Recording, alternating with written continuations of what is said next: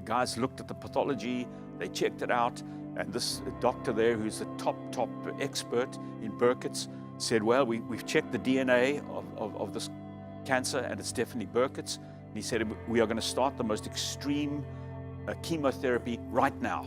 I said, right now? He said, right now.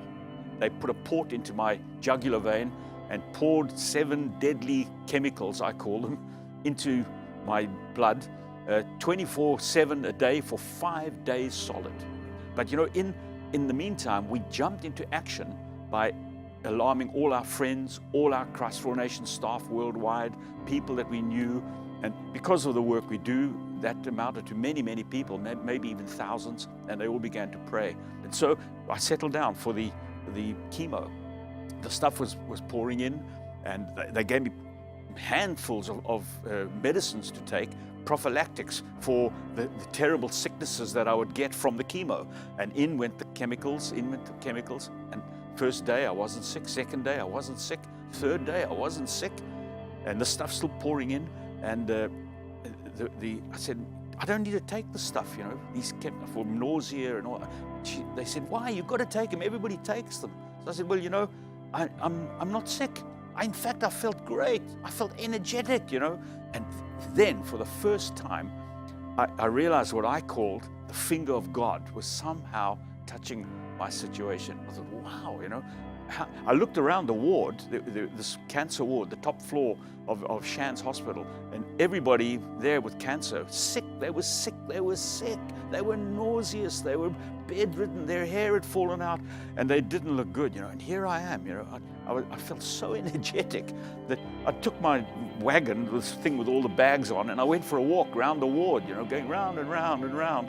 And one of them, the nurses said, what are you doing? I said, I'm just trying to get rid of some energy, you know. This is like day 3 or day 4. They said to me, would you like an exercise bike? I said, exercise bike? Where will you get an exercise bike? I said, we have one.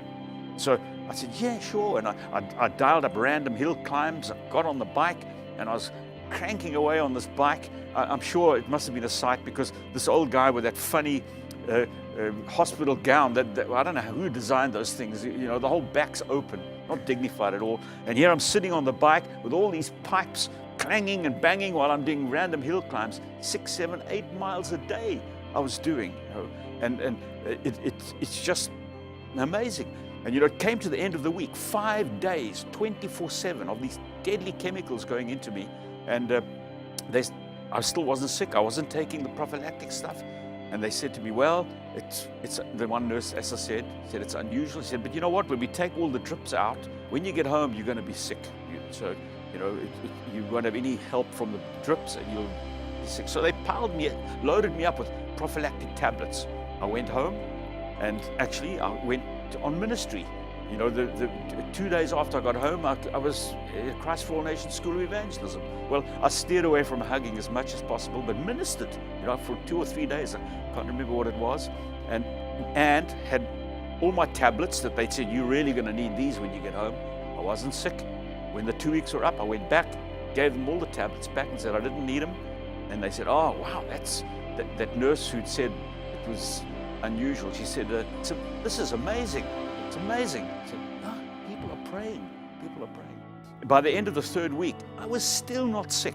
No hair, but not sick. So the professor said to me, we're going to do a PET scan.